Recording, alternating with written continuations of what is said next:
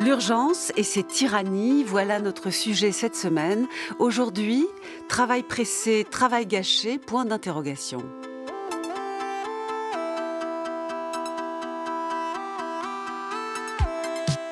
Cette série sur l'urgence est aussi un clin d'œil au festival Cité Philo de Lille qui existe depuis de nombreuses années et accueille toujours un public nombreux. Cette année, il évoque l'urgence, sujet riche auquel nous avons choisi de réfléchir nous aussi. On prête à Talleyrand cette formule. Doucement, on est pressé. Cela laisse entendre que l'urgence exige un geste sûr, donc réfléchi, au lieu de se précipiter et de perdre du temps puisqu'il faudra se reprendre. L'urgence, c'est peut-être la situation où avoir du métier, comme on dit, c'est-à-dire tout à la fois de l'intuition, de l'expérience et de la maîtrise, est décisif. C'est peut-être dans ces moments-là que le travail est sublimé. Certes, mais l'urgence au travail très souvent n'a pas grand-chose à voir avec ce que je viens d'évoquer. Elle ressemble à une hâte brouillonne qui révèle non pas un moment exceptionnel, mais un rythme assommant, engloutissant le quotidien. Ce travail pressé, subi, douloureux, serait-il le fond de ce que plusieurs philosophes appellent l'aliénation ? Comment pourrait-on instaurer des durées plus choisies dans le cadre d'un travail collectif, comme l'est souvent le travail, sachant que les temporalités des uns risquent toujours de peser sur celles des autres. Bonjour Corinne Godard. Bonjour. Vous êtes ergonome et vous avez publié aux éditions Les Petits Matins Le travail pressé pour une écologie des temps de travail, livre qui a reçu le prix Penser le travail en 2023. Ce prix a été fondé par Sciences Po et le journal Le Monde. Bonjour Céline Marty. Bonjour. Vous avez exercé plusieurs années le métier de professeur de philosophie en classe de terminale. Aujourd'hui, vous êtes chercheuse rattachée à l'université de Besançon et spécialiste du penseur du XXe siècle, André Gorz, qui a beaucoup réfléchi aux manières de libérer le temps, je cite, dans le travail. Et bonjour Katia Genel. Bonjour. Vous êtes professeur de philosophie à l'université Paris-Nanterre, spécialiste des penseurs de l'école de Francfort. Première génération, Adorno, Marcuse, Horkheimer et d'autres, et génération suivante, notamment Axel Honneth. Vous connaissez excellemment, Katia Genel, l'œuvre de Hannah Arendt aussi, vous lui avez consacré un ouvrage chez Belin, et votre dernier livre, qui vient de sortir aux éditions Klingsik, reprend la notion arendtienne de « labor », puisqu'elle a écrit ça en anglais, habituellement traduite par travail, mais que vous choisissez de traduire par labeur, pour faire entendre toutes ces choses pénibles qu'Arendt soulignait là, et qu'il n'est pas facile d'abolir. Alors pour vous, cependant, tout n'est pas uniment négatif dans cette notion de labeur. Vous nous expliquerez, et nous verrons comment vous pourriez, à partir de vos analyses, penser le problème de l'urgence au travail.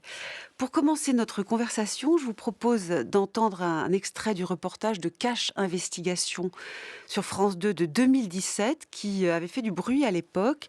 Cela portait sur les cadences des salariés de l'entreprise Lidl, notamment ces salariés appelés les préparateurs qui reçoivent des commandes vocales pour savoir quelles marchandises chercher dans l'entrepôt. La machine indique l'allée où le préparateur doit se rendre. Allez 63. Merci. Puis, le nombre de colis à porter. Combien ? Un colis. Le préparateur lui répond quand il a fini de charger. Ah ok. La machine enchaîne avec l'ordre suivant. 9, 21. Bon, vous avez compris le principe. Alors, pendant 30 secondes, nous vous proposons Vie ma vie de préparateur de commandes. 9, 45. 0, 7. Combien ? Ah ok. 9, 84. 7, 9. 7, 9. 7, 9. Combien ? Ah ok. 9, 83. 9, 1. Prenez 2. 2 ok. 9, 98. Vous en avez déjà assez, hein? Pour le salarié, c'est 7 heures par jour. Corinne Godard, vous avez écrit un livre qui s'appelle Le travail pressé. Est-ce un bon exemple, celui de Lidl, tel que nous venons de l'entendre dans ce reportage de Cache Investigation? Alors oui, c'est un bon exemple. Là, on a des systèmes sur les plateformes pour la préparation de commandes où on a des personnes qui sont avec un système de voice speaking qui leur dit où aller chercher, dans quel rayon, comment construire une palette et le temps que ça doit prendre. Mais finalement, ce qu'on écoute ici pour des préparateurs, cette forme de travail pressé est présente dans de nombreux métiers, que ce soit un ouvrier du BTP, une aide-soignante dans un service de gérontologie, un technicien dans une administration centrale, un ouvrier de l'automobile. On a ce qu'on a voulu nommer avec mon collègue Serge Volkov dans le travail pressé, un modèle de la hâte qui finalement devient un principe d'organisation dans de très très nombreuses situations professionnelles. Qu'est-ce que l'ergonomie, qui est votre spécialité, apporte à ce problème? Quelles solutions apporte-t-elle? Quelles sont les voies que vous explorez comme ergonome? Bon, alors avant d'apporter des solutions, il faut essayer de comprendre. Et même si ce modèle de la hâte, peut-être, on le retrouve dans de nombreuses situations professionnelles, ce modèle se pose toujours dans des situations particulières. Et donc l'idée, c'est de comprendre le travail pour le transformer. Et la boîte à outils de l'ergonome est d'aller voir ce qui se passe vraiment, ce qu'on appelle l'activité, une notion qu'on partage avec certains psychologues du travail et de sociologues du travail. Donc d'essayer de comprendre pourquoi il existe toujours un décalage entre le travail tel qu'il est prescrit et tel qu'il se pratique, et comment on peut mettre au travail ce décalage pour essayer de penser un travail qui évite d'avoir des problématiques de santé et qui permette quand même une expression de son expérience, de ses compétences et de ses savoir-faire. Donc, parce que pour moi, l'ergonomie, mais peut-être pour beaucoup de gens, c'est effectivement l'environnement matériel, faire que les ordinateurs par rapport aux chaises et aux bureaux soient bien placés pour qu'on ne se fasse pas mal en permanence à regarder des heures par jour dans une mauvaise position son ordinateur. Ce sont donc des sièges, des comportements. Mais franchement, par rapport au problème que nous venons d'évoquer, qui est celui de la cadence, aller chercher dans des entrepôts, bon, évidemment, ça exige d'être beaucoup debout, d'autres métiers l'exigent. Qu'est-ce qu'un ergonome peut dire sur le problème, je dirais, des cadences dans des mondes qui ressemblent à un petit peu, on va en parler, au monde des ouvriers du travail à la chaîne, dont on parle moins aujourd'hui, mais il y a eu un grand moment où cette question était centrale, parce que ça pose des problèmes de souffrance psychique, on va le dire Oui, c'est ça. plus simplement comme ça. La répétition des gestes, on le sait depuis maintenant très longtemps, ça produit de la mauvaise santé. On parle de troubles musculo-squelettiques, mais vous évoquiez aussi un registre de facteurs psychosociaux de risque. Donc ça nous atteint dans diverses dimensions de notre santé. Donc la question, c'est de savoir si le travail doit abîmer ou au contraire, est-ce qu'il peut être perçu comme un opérateur possible de santé. Ça reste une question tout à fait centrale, et d'autant plus quand ce modèle de la hâte est présent. Et puis, ça pose aussi la question de ce que c'est que de faire un travail de qualité, de bien faire son travail, et comment ça peut résonner avec ses propres expériences, ses ressources biographiques, la construction de ses savoir-faire, et comment ils peuvent être mis en avant et reconnus par des formes d'organisation du travail. Donc, mettre au jour cette activité, c'est proposer de pouvoir les inviter à la table de la conception de l'organisation du travail. Céline Marty, vous travaillez sur André Gorz, qui a beaucoup de choses à dire sur le travail et la souffrance qu'il génère souvent dans nos sociétés capitalistes. C'est exactement au cœur du problème qu'évoque Gorz. Si je puis me permettre de vous poser une question un peu personnelle, quelles sont les souffrances autour de vous qui vous ont conduite à travailler sur Gorz? Des choses comme celles qu'on vient d'entendre dans ce reportage, un rapport à la mémoire ouvrière, d'autres choses. Est-ce Oui, que c'est la question, par exemple, de l'urgence ou pas vraiment? Ce que je trouve intéressant dans la critique que Gors adresse au travail, c'est de demander pourquoi le travail est pressé, d'où viennent les ordres finalement. Et donc Gors formule une critique du capitalisme en rappelant d'où viennent les impératifs de productivité, puisque là, dans le cas de Lidl, ils ne sont pas librement choisis par les salariés, mais ils sont bien subis parce qu'il y a des contraintes économiques qui s'imposent dans leur activité. Et donc Gors propose à la fois cette critique du capitalisme et il la relie aux enjeux écologiques. Et donc, ce qui m'a intéressé dans la pensée de Gors, c'était que précisément, c'était un auteur qui pensait la critique du travail avec l'enjeu écologique contemporain dès les années 70. Et votre titre est bien choisi aujourd'hui parce que travail pressé, travail gâché, ça veut aussi dire du travail gaspillé, du travail qu'on aurait pu ne pas faire, du travail qu'on aurait pu faire différemment, et donc une mauvaise satisfaction des besoins et un gâchis des ressources aussi. Donc sur le plan personnel, c'est cet enjeu de l'écologie qui m'a intéressée dans la critique de Gors aussi, parce qu'il nous amène à penser que le travail, c'est toujours une activité matérielle qui consomme des ressources, qui génère des déchets, des externalités négatives, comme on dit, et qu'il faut penser les deux ensemble, parce que notre crise écologique est une crise de surproduction aussi, de gâchis de travail. Alors, ce que je vous propose, qu'on va parler d'Anna Arendt un peu après, on va revenir à la question de l'urgence, qui est bien notre sujet, le sujet de notre série. Mais allons au bout de ce développement en écoutant André Gors lui-même, qui a un lien fort au marxisme et à l'existentialisme. Il a été fort apprécié par Sartre. Je vous propose d'écouter ce qu'il dit là, en 1994, à propos du fait que le travail prend au travailleur et ne lui donne jamais vraiment l'occasion de donner. Écoutez. L'emploi aujourd'hui ne permet pas aux gens de donner, on leur prend.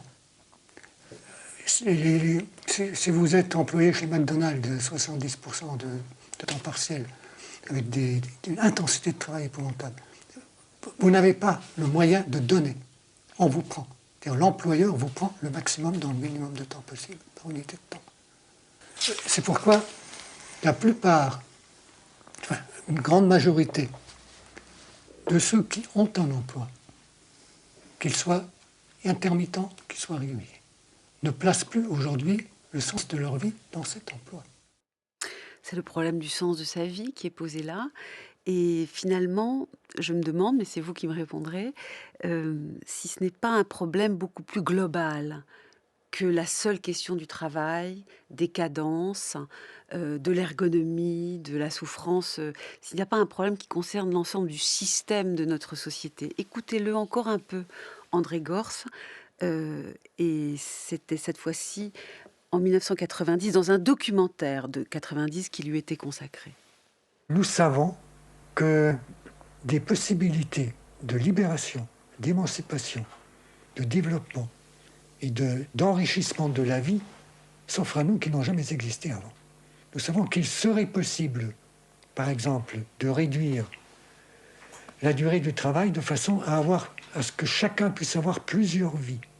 Non seulement plusieurs vies, l'une à côté de l'autre, une vie personnelle, conviviale, de citoyens, de militants, de parents très développés, mais aussi plusieurs vies successives. Le travail, ce n'est pas nécessairement le travail rémunéré, mais qu'il y a d'autres activités qui sont humainement enrichissantes et socialement productives, et qui sont des activités qui se déploient qu'en dehors de la sphère du travail rémunéré. Donc que le droit de tout citoyen, si droit de la personne il doit y avoir, doit comporter le droit de ne pas travailler pendant de longues périodes tout en continuant d'être payé. Parce que cela est essentiel au développement de la personne.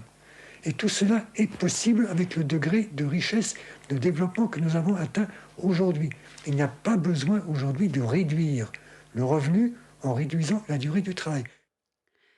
Céline Marty, on voit bien que dès qu'on touche la question du travail, par exemple chez un auteur aussi profond qu'André Gors, on pose le problème du statut du travail dans la vie, dans l'ensemble de la société. Et donc nous arrivons aujourd'hui avec une question qui est le problème de l'urgence permanente au travail, du travail pressé. Mais au fond, c'est un problème qui concerne l'ensemble de la société. Est-ce que néanmoins, vous considérez qu'André Gorz a quelque chose de précis à dire sur les urgences permanentes au travail? Oui, tout à fait, puisque son idéal d'émancipation qu'il construit se décline en 3 temps. D'abord, l'autogestion au travail, puis l'autogestion de la vie, l'autogestion des besoins dans une perspective écologique. Et ensuite, à partir des années 80, il va parler d'autogestion du temps, et donc de l'importance de pouvoir choisir nos temps de vie, de pouvoir choisir les temps qu'on consacre à l'emploi, à l'activité professionnelle rémunérée, mais aussi l'articulation avec nos temps personnels, nos temps sociaux, nos temps dédiés à d'autres activités que l'emploi. Et donc là, quand il propose de décorréler le revenu du temps d'emploi, de la durée officielle de l'activité de travail, c'est aussi pour permettre justement de passer d'une activité à une autre selon les contraintes aussi de la vie, selon les temps que nous demande la vie. Et donc, par exemple, quand vous êtes dans une situation de parentalité, vous allez avoir besoin de plus de temps à dédier à votre vie familiale, etc. Quand vous avez une situation d'engagement militant, social, politique, vous allez dédier plus de temps à cela. Et l'idée de Gorz, c'est que on peut transformer notre rapport au temps de travail pour permettre ces autres activités-là et ces autres engagements qui nous permettent d'exister socialement, qui nous nourrissent sur le plan de nos compétences, de nos qualités humaines, sociales aussi. Et donc, finalement, il faut sortir de la dictature du temps unique de l'activité professionnelle, de l'emploi. Est-ce que vous pourriez nous préciser ce que ça veut dire l'autogestion du temps pour Gorz et peut-être pour vous au travail? Puisqu'évidemment, si, par exemple, quand une tâche nous intéresse et qu'on désire lui consacrer plus de temps, pour être concret, nous sommes souvent dans une chaîne au travail. Ça peut peser sur quelqu'un d'autre qui a besoin d'avoir plus vite le résultat du travail de la première personne. L'autogestion, ça pose malgré tout la question de l'organisation et du consentement collectif à ce que chacun individualise son rapport à des tâches collectives. Est-ce que vous pouvez nous aider à comprendre comment ça pourrait marcher? Oui, tout à fait. Et c'est pour cela qu'en fait, on a besoin d'un temps collectif de délibération sur l'organisation du travail et l'organisation du temps de travail. C'est ce que disait aussi Corinne tout à l'heure, un temps de réflexion sur la conception du travail et de pourquoi on a besoin les uns des autres et comment on s'organise collectivement, justement pour ne pas mettre en position de difficulté les collègues. Et donc, Gorz prenait l'exemple d'un magasin à Munich où, en début de mois, les employés réfléchissaient ensemble aux nécessités de service, aux contraintes d'emploi du temps de chacun sur le mois à venir et comment ils allaient s'arranger en fait sur le planning à venir. Et de ce temps de délibération sur le travail, il est important parce qu'il permet de réfléchir aux nécessités de service, aux besoins de temps de chacun, aux contraintes de chacun et finalement d'en discuter collectivement plutôt que ça se fasse de façon unilatérale avec son manager. Donc c'est la discussion. Oui, tout à fait. C'est la délibération, pourrait-on quasiment dire. Et ça marche? En tout cas, ça marche. Il faudrait, c'est assez rare comme choix d'organisation du travail, puisque actuellement, on est plutôt dans un système où on a un temps de travail qui est très régulier, a priori, avec la durée légale du temps de travail, ou bien des situations de temps partiel, ou bien une situation de forfait jour où vous êtes, pour les cadres, à disponibilité de l'employeur sur toute la journée et vous êtes pseudo-libre d'organiser votre temps, mais finalement, en fait, vous travaillez beaucoup plus que vos 35 heures semaine. Et donc, actuellement, nous ne sommes pas dans une situation où nous pouvons autogérer le temps. Par contre, ce qui est intéressant, c'est des situations, notamment dans les coopératives, donc dans ces sociétés, dans ces organisations qui sont organisées, qui sont possédées par les salariés eux-mêmes, qui ont plus de temps justement pour discuter sur l'organisation du travail parce qu'elle n'est pas dictée nécessairement par un manager, une hiérarchie. Et donc, c'est finalement, est-ce que ça marche? C'est déjà, ce n'est pas le cas actuellement. Mais c'est des discussions qu'il y a en cours quand vous avez des statuts plus démocratiques d'organisation du travail. Et donc je précise qu'André Gorz, né en 1923 et mort en 2007, nous ne pouvons pas donc l'avoir face à nous pour nous préciser tout cela, mais je trouve que vous êtes une une très bonne porte-voix. J'ai fait ma thèse sur lui et oui, j'en ai parce tiré que- 2 ouvrages. Oui, 2 ouvrages. Toutes les références sont bien données sur notre site. Alors, quant à Arendt, elle est née en 1906, elle est morte à la fin des années 1970, Katia Genel. Arendt avait un rapport complexe, mais non nul, au marxisme. Elle avait lu Marx, elle n'était pas d'accord avec tout. Euh, Comment aborde-t-elle ce que vous appelez le labeur, pour traduire son mot labor, Katia Genel? Et est-ce que vous pensez que le problème du temps, de la durée, des cadences, de l'urgence permanente, du travail pressé sont des bonnes questions pour Hannah Arendt? Alors, est-ce que je peux revenir d'abord un Oui, je tout vous petit en peu prie, sur bien sûr. ce qui a été, ce qu'on a entendu, et donc avant d'aborder Hannah Arendt un peu plus en détail. Moi, cet exemple du préparateur de commandes et puis cette réflexion, en fait, ça me fait penser que, d'une part, on a l'impression qu'effectivement le travail pressé qu'on attribuait en général plutôt à un travail, à une cadence imposée par la machine typique du travail à la chaîne est encore effectivement très présent dans la société. Donc, il n'y a pas l'idée d'un dépassement ou d'une transformation de ces conditions de travail. Et ça interroge aussi peut-être nous en tant que consommateurs, enfin ceux qui consomment, qui précisément, enfin ça interpelle la demande de ce type de travail qu'on impose en fait aux préparateurs de commandes en voulant par exemple pour Amazon être livré ou des choses comme ça. Et donc, il y a vraiment l'idée d'un système, en fait. Et la question, c'est... ce travail pressé, il n'est pas du tout resté localisé, en fait, dans un type de production spécifique. Il est étendu dans la société. Il fait système de la production à la consommation, ce qui est aussi un des aspects de ce que fait Arendt. Et la question, ce serait, voilà, qui nous presse, enfin, qui menace notre autonomie, à la fois en tant que travailleur et peut-être... la nouveauté du travail pressé aujourd'hui, ce serait qui nous presse en tant que consommateur aussi. Enfin, on a l'impression que le travail pressé n'est plus du tout circonscrit au travail à la chaîne, mais qu'on est devenu nous-mêmes, pour reprendre un terme d'Adorno, on est devenu nous-mêmes des entrepreneurs de nous-mêmes. Enfin, le moi et l'entrepreneur de soi, on en vient même à se presser soi-même, à se transformer en produit. Alors, c'est intéressant parce que d'abord, vous touchez au problème du lien entre production et consommation qui est assez important aussi pour Arendt, vous allez nous expliquer. Si on travaille, c'est parce qu'on a besoin de consommer, il y a des besoins de l'existence humaine qui doivent être remplis. C'est un domaine de l'existence qui a à voir avec l'auto-entretien de la vie, donc ça vous allez bien nous expliquer. Mais ce que je trouve aussi important, c'est que le travail pressé, on a tendance à aller chercher des solutions pratiques chez les ergonomes, à aller à envisager des conflits et des revendications syndicales, par exemple, pour une meilleure organisation en consultant les salariés davantage. On a tendance à aller chercher la loi, l'État, pour réguler les conditions de travail. Et vous, Katia Genel, vous nous dites qu'il faudrait peut-être aller chercher une prise de conscience de ceux qui consomment.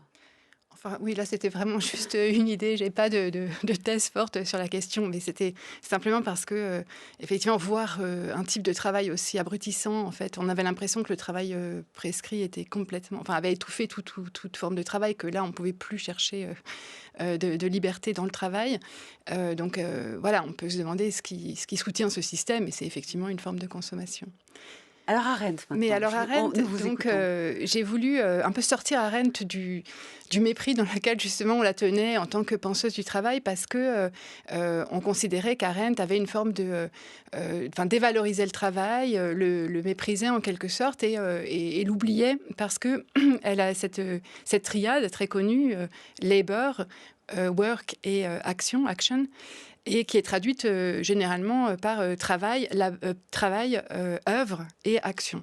Et du coup, évidemment, si on pense que quand elle parle de labor, elle parle de travail et uniquement là, eh ben, elle a une conception extrêmement réductrice du travail. On a l'impression que c'est un travail borné à la reproduction de la vie, c'est pas un travail qui produit des biens, c'est pas un travail qui mobilise des instruments, et c'est encore loin de l'action. Et donc, ce que j'ai fait, c'est de changer, modifier un petit peu la traduction, et donc d'appeler le labor et d'appeler le work travail, parce que le work, c'est pas forcément uniquement de l'œuvre, c'est du travail, et de penser qu'Arendt construisait une philosophie de l'activité dans laquelle chaque strate est la condition de la suivante. Donc il nous faut le labeur, c'est-à-dire le travail voué à la reproduction de la vie, qui est répétitif et qui est un cycle permanent de production et de consommation immédiate, était la condition du work, c'est-à-dire du travail qui produit des biens, qui est aussi la condition, donc ces choses qui forment le monde, qui est la condition de ce qu'elle appelle l'action, qui est plutôt la politique. Et donc en relisant Arendt, j'ai essayé de montrer qu'elle avait mis en lumière l'irréductibilité du labeur. Et donc, elle lui avait donné une place, elle en avait fait une forme de phénoménologie. Elle ne l'avait pas simplement méprisé ou dévalorisé comme ce qu'on opère souvent comme lecture de Arendt. Parce que on va expliquer, puis on va entendre Arendt elle-même dans son texte La condition de l'homme moderne, ce livre des années 1950, ou début des années 60, 58, pardon. Ouais. 58, voilà. Le problème, c'est qu'évidemment, Arendt déploie ce qui se passe dans ce qu'elle appelle la vita activa, la vie active, par opposition avec la vita contemplativa, la vie de la pensée dans sa relative autonomie, même si les choses sont quand même parfois liées, mais elle distingue des domaines. Et elle nous dit, bon, évidemment, ce qu'elle veut valoriser, c'est l'action, qui souvent, dit-elle, est un impensé. Même en philosophie politique, enfin, on a tendance à la penser avec des paradigmes comme un travail ou comme une fabrication. Elle déteste cela, elle pense qu'il y a une spécificité de l'action. L'œuvre, c'est celle aussi bien de l'artisan que de l'artiste. Bon, il y a aussi de l'œuvre dans le travail. Il y a un menuisier, il est autant dans l'œuvre que dans le travail. Et le travail, alors qu'est-ce que c'est pour Arendt ? Du coup, c'est vrai, on se dit, c'est pas noble comme l'action, c'est pas noble comme l'œuvre. Qu'est-ce que c'est ? Comment expliqueriez-vous que ce n'est pas méprisé par Arendt ? Oui. Alors déjà, c'est vrai qu'elle les trois catégories, elle a tendance à faire des séparations, à faire des distinctions qui sont extrêmement riches, mais comme on se le disait avant l'émission avec Corinne Godard, en fait, effectivement, dans n'importe quelle activité, il y a les trois, il y a le labeur, le travail et l'action. Enfin, il suffit de penser, l'agriculture, c'est un exemple, on crée des objets, on a des... Enfin, il y a toute une organisation qui est même politique. C'est pas simplement le labeur au sens de la reproduction de la vie, parce que c'est comme ça qu'elle définit le travail au sens laborieux. Le labor, c'est ce qui est voué à la reproduction de la vie. Et c'est ça qui m'a intéressée, parce que c'est un travail qui est a priori dévalorisé au sens où il est répétitif, il est simplement voué à perpétuer une logique de la vie, enfin à maintenir la vie, à la prolonger. Et en ce sens-là, j'ai trouvé qu'il pouvait être rapproché de concepts féministes comme la reproduction ou le care, parce que c'est un travail qui vise à soutenir en fait le monde. Je vous propose qu'on l'écoute. Il s'agit d'un extrait d'Arendt, extrait de La condition de l'homme moderne de 1958.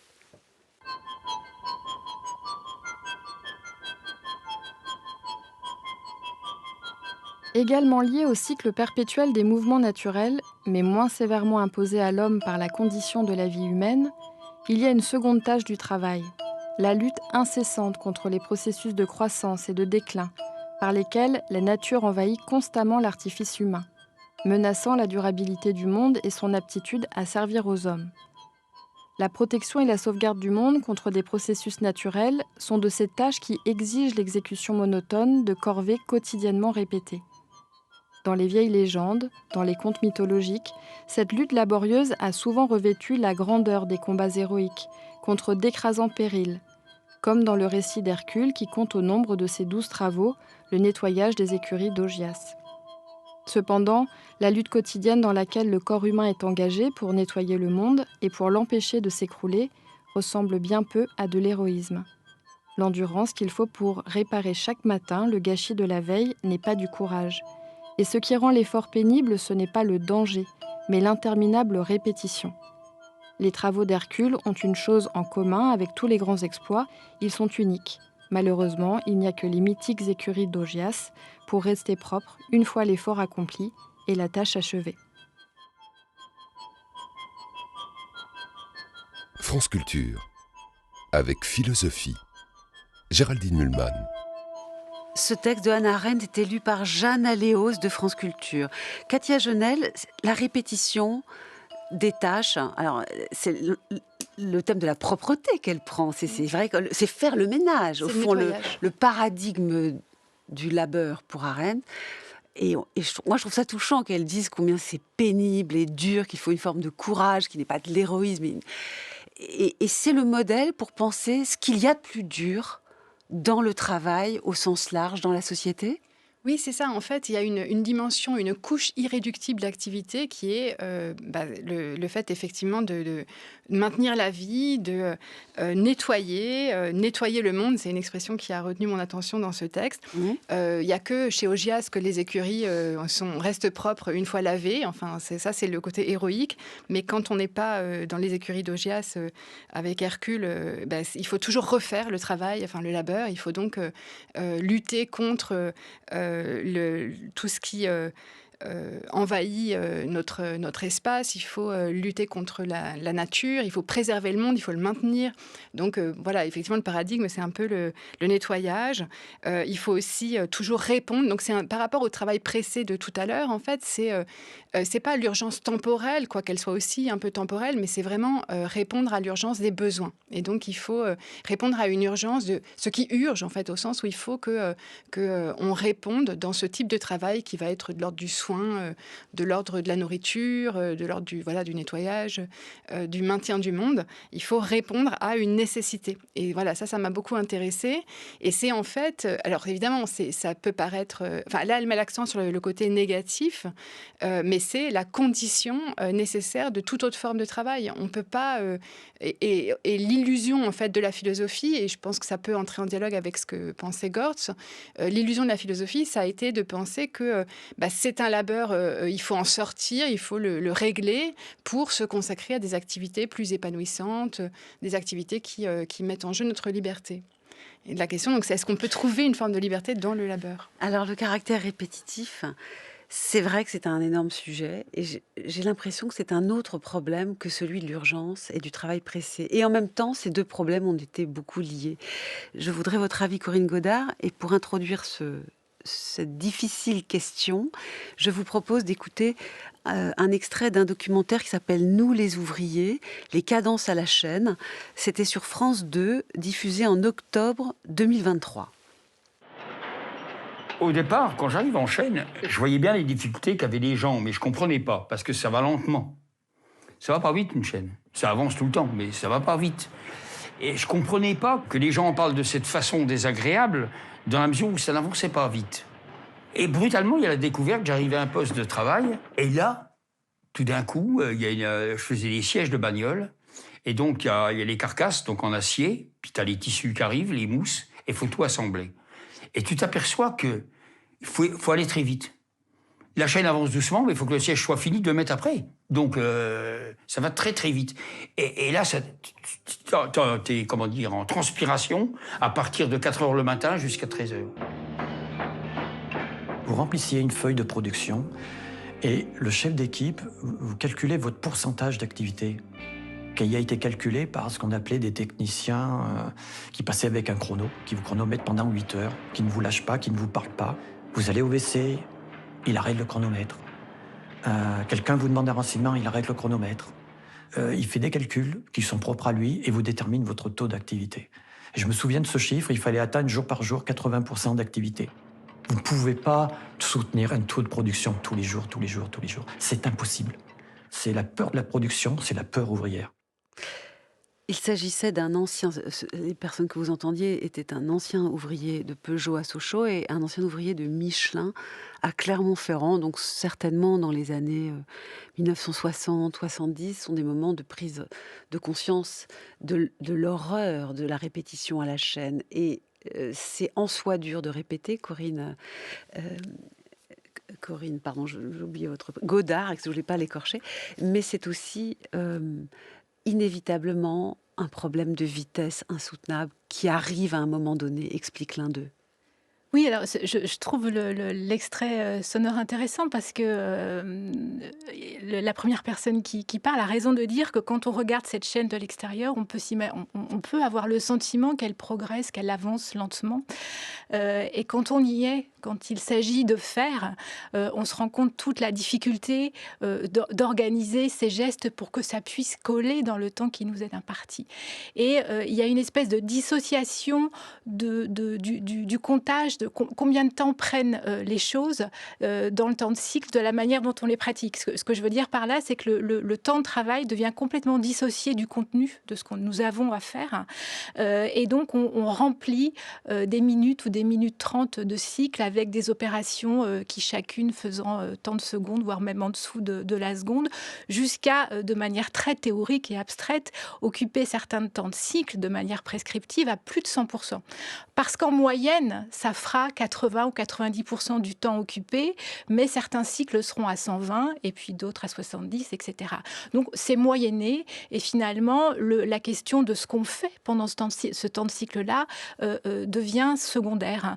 Et une heure vaut toujours 60 minutes, qu'elle soit occupée par un ouvrier expérimenté ou débutant, dans une vacation du matin ou de la nuit, par un homme, une femme, quelqu'un qui a un problème de santé ou pas, etc. Ce temps, ce modèle de la hâte, pour en revenir ou ce travail pressé, se dissocie, s'échappe du contenu que nous devons réaliser. Donc toute la question centrale, c'est de savoir s'il est possible de rediscuter des temps du travail en posant l'idée que l'action précède la temporalité d'une certaine manière. C'est-à-dire qu'on repart de la manière dont est occupé le temps pour essayer de réfléchir à son enveloppe. Dans votre ouvrage, vous évoquez la solitude comme un des points centraux.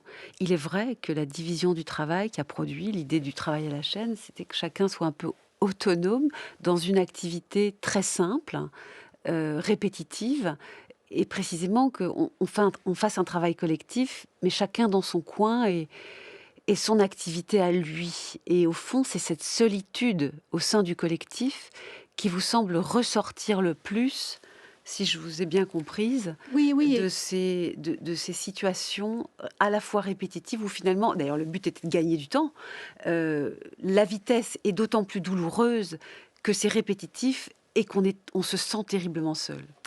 Cette question de la solitude ou d'individualisation dans la relation au travail et la manière de ce que ça nous fait, elle est commune à de nombreuses situations professionnelles, bien au-delà du travail sur des lignes de production.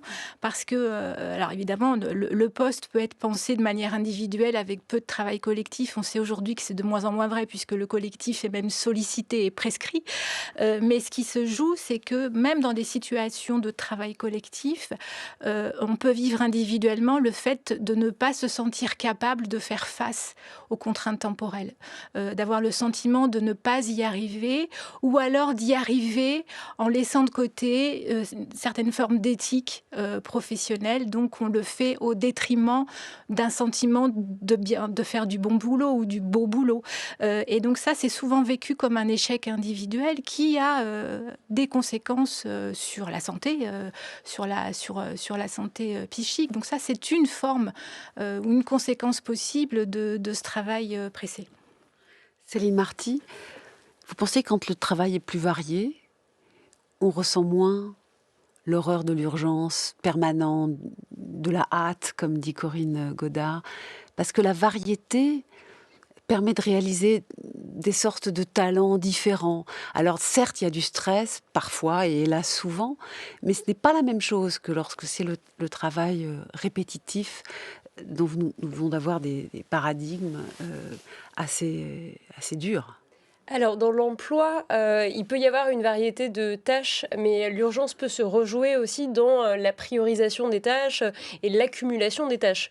Quand bien même il y ait de la variété en termes de format ou en termes de compétences que ça implique.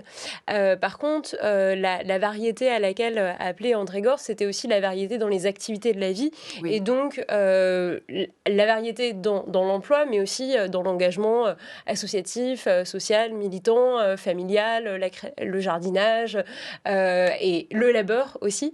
Et donc, cette variété-là, elle est pour Gors aussi enrichissante existentiellement parce qu'elle nous permet de développer différents intérêts. Mais par contre, au sein de l'emploi, les rythmes d'urgence peuvent se rejouer dans l'assignation de différentes tâches à faire parfois en même temps. Et donc, parfois aussi un sentiment, enfin des injonctions contradictoires, une priorisation à faire parce que le temps est quand même une ressource limitée. Et c'est pour ça que se joue l'urgence.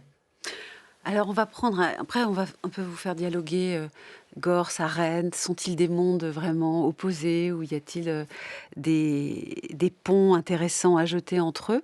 Mais pour évoquer un travail qui m'apparaît plus varié, par définition, puisque c'est la médecine, et c'est pas tout le temps le même geste, mais qui est terriblement en souffrance, en famine temporelle, comme dirait Hartmut Rosa, parce que il y a tout le temps des malades, et les urgences sont saturées, et il faut faire et faire encore, et très vite. Donc la médecine est un exemple très intéressant, différent, bien différent de celui du travail à la chaîne des ouvriers ou des ouvriers de Lidl dans les entrepôts que nous venons d'évoquer. Écoutez. Bonjour madame. Vous étiez en train de faire du cheval? Du cheval et je ne me rappelle plus de rien. Et là, jusqu'à présent, vous avez fait la radio, mais vous n'avez pas fait de scanner pour le moment? Non, j'attends. D'accord, ok, ça, on va faire. Est-ce que je peux abuser? En fait, on a... Changer un peu? Ouais, j'essaie de trouver ça. Où? Oui, si vraiment ça fait trop mal, j'utilise un autre...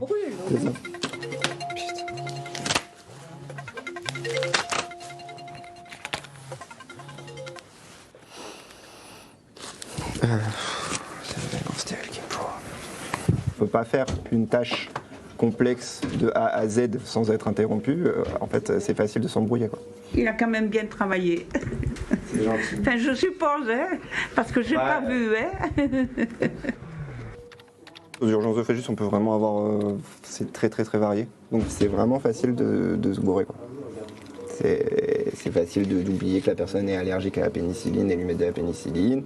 C'est facile de faire une inversion de patient. C'est facile de considérer qu'on a le temps alors qu'en fait on n'avait pas le temps. Et voilà. Et après, il faut justifier la prise en charge, quoi. J'aime bien, de temps en temps. Je suis un peu stressé. Cette fois-ci, il s'agissait d'un reportage d'envoyé spécial sur France 2 d'avril 2025 qui s'intitulait « Interne, le blues des blouses blanches » et qui se passait, comme vous l'avez entendu, à l'hôpital de Fréjus. Katia Genel, est-ce que la médecine, qui est par définition une activité dévouée à l'entretien de la vie, est-ce que la médecine est finalement le prototype du labeur au sens d'Arendt? Alors, bon, c'est pas du tout le type d'exemple qu'elle avait en tête parce qu'elle mettait l'accent sur la dimension de corvée et de matière corporelle, mais au sens, pas forcément au sens où il y a une médiation technique comme on la trouve dans la médecine. Mais le point commun, c'est effectivement, et c'est quelque chose qu'on a très bien vu pendant le Covid, justement, pendant la crise sanitaire, c'est que le labeur, c'est précisément un travail qu'on ne peut pas interrompre. On est sommé, on est appelé, donc c'est pressé ou urgent en ce sens que on ne peut pas ne pas répondre aux besoins ou à la nécessité qui se présente. C'est un travail pour Arendt qui est sous le registre de la nécessité, c'est-à-dire la sphère des besoins, du vital. Et il me semble que l'exemple de la médecine, voilà, c'était les travailleurs de première ligne. Le labeur qu'elle a en tête serait plutôt du côté des travailleurs de deuxième ligne, c'est-à-dire tout ce qui est entretien, nettoyage, soins, care, qui venaient en fait en soutien à la vie, mais qui ne pouvaient pas non plus s'interrompre pendant la crise sanitaire, par exemple, par rapport à voilà, une production qui peut être ralentie, une production de biens voilà, on arrive vers la question du critère de ce qui était utile, nécessaire ou essentiel. Mais disons que le labeur, c'est vraiment un travail nécessaire au sens vital, et la médecine, c'est un ensemble de compétences qui permettent d'exercer ce travail, même si évidemment ça ne se recoupe pas du tout dans la typologie d'Arendt. Est-ce que vous pensez qu'il y a des ponts entre les analyses d'André Gors, que Céline Marty nous a bien exposées, et celles d'Arendt, qui qui propose tout à fait autre chose, une réflexion sur le travail qu'on a longtemps trouvée un peu méprisante parce qu'elle est prise dans une réflexion globale sur ce qu'est la vita activa et que vous sauvez un peu en disant qu'Arendt avait beaucoup d'intérêt en vérité pour cela. D'ailleurs, elle utilise Marx à ce moment-là. Pour vous, vous qui travaillez sur l'école de Francfort, où il y a aussi un legs marxiste très fort, tout cela circule entre ces auteurs ?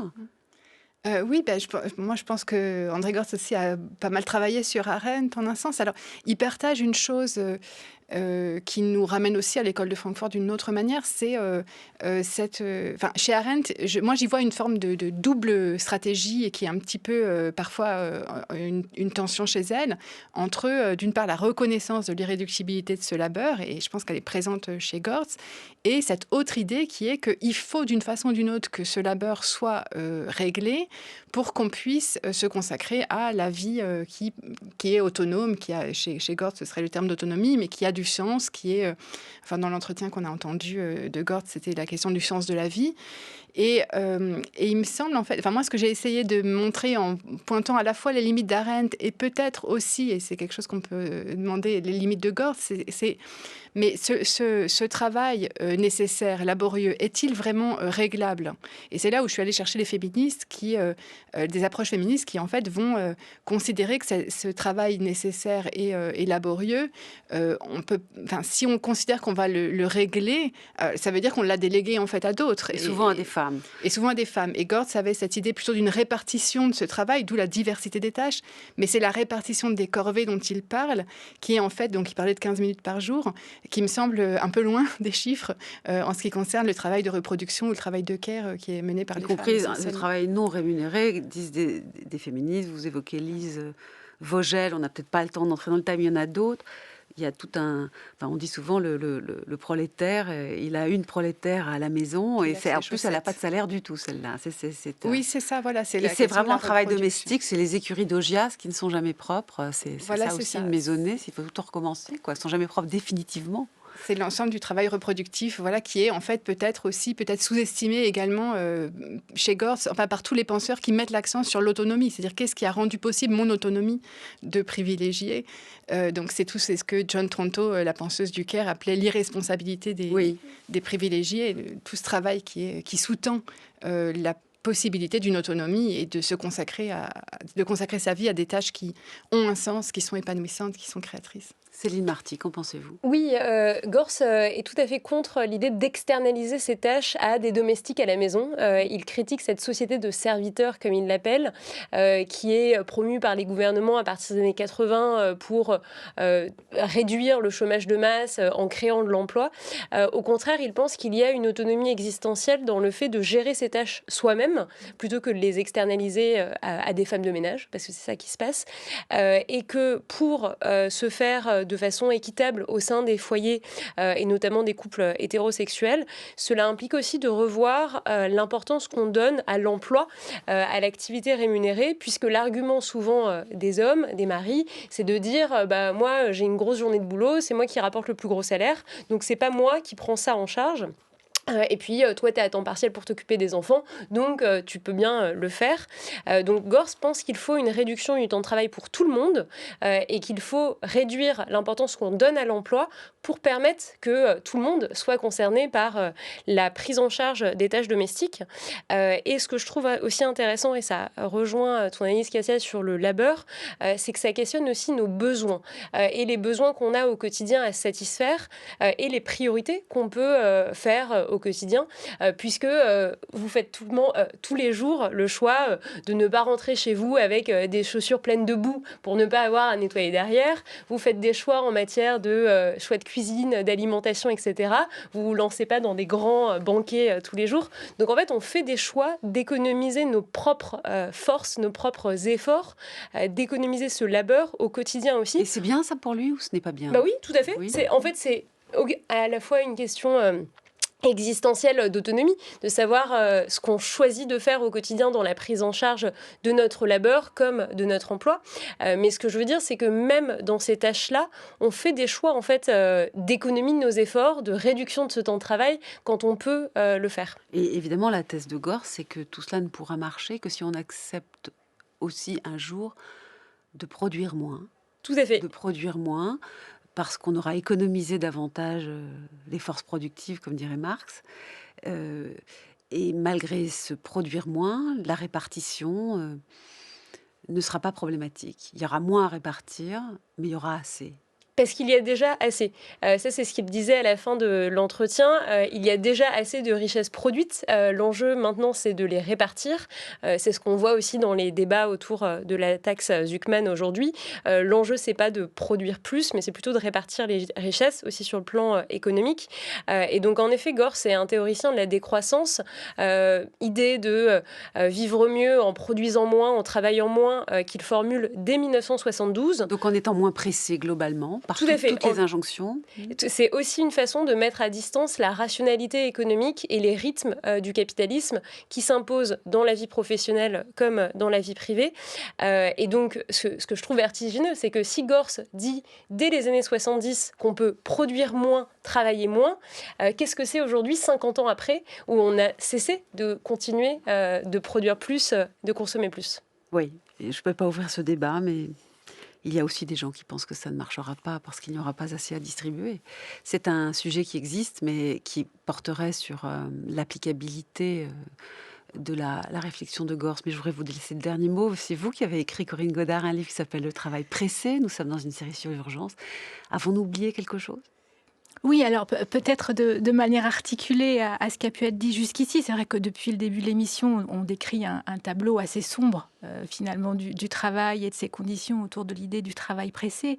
Mais quand on s'intéresse à ce qui se passe de près à l'échelle de l'activité que j'évoquais au tout début, de ce qu'on fait un peu concrètement dans les situations professionnelles, on se rend compte que chacune ne fait pas que subir ce travail pressé et qu'au fil de son activité, tente de mettre en place ce qu'on pourrait appeler des temps qui comptent et qui s'opposent à ce modèle de la hâte ou à cette conception d'un temps qui surpasserait et qui imposerait à toutes nos actions. Et on voit que parmi ces temps qui comptent, la question de pouvoir transmettre et en milieu professionnel et une activité qui est tout à fait fondamentale, le temps de construire collectivement, nous écoutions tout à l'heure ces médecins urgentistes, on voit bien que la question de travailler avec les patients est tout à fait centrale dans leur activité, le temps pour créer, etc. Et donc, il y a la possibilité de pouvoir faire autrement si on s'attache à regarder de près les situations professionnelles. You and me were meant to be walking free in harmony. One fine day we'll fly away. Don't you know that Rome wasn't built in a day? Hey, hey, hey. In this day and age, it's so easy to stress. 'Cause people are strange and you can never second guess. In order to love, child, we got to be strong.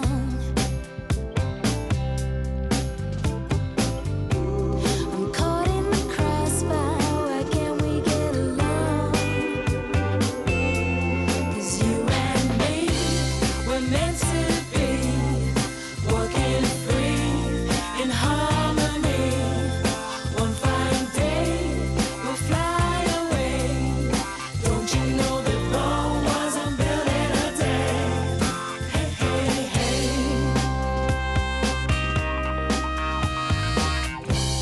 I'm having a daydream, we are getting somewhere.